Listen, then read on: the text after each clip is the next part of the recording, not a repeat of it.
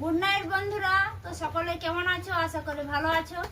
তো আমিও ভালো আছি মোটামুটি। তো দেখো, দুখানা শাড়ি কিনে আনলাম। এই যে একখানা, এটা হলো সিনথেটিকের শাড়ি। আমার লাল রং খুবই পছন্দের, গাটা খুব নরম আছে, তো ভাবলাম কিনি। এই যে ব্লাউজও নিলাম দুখানা। ভালো লাগছে বন্ধুরা। তো কেমন লাগছে তো দেখো, কমেন্ট করে অবশ্যই জানাবে। আচ্ছা ঠিক আছে, লাল লাল করবো। আর আর এই যে আরেকটা দেখাচ্ছি,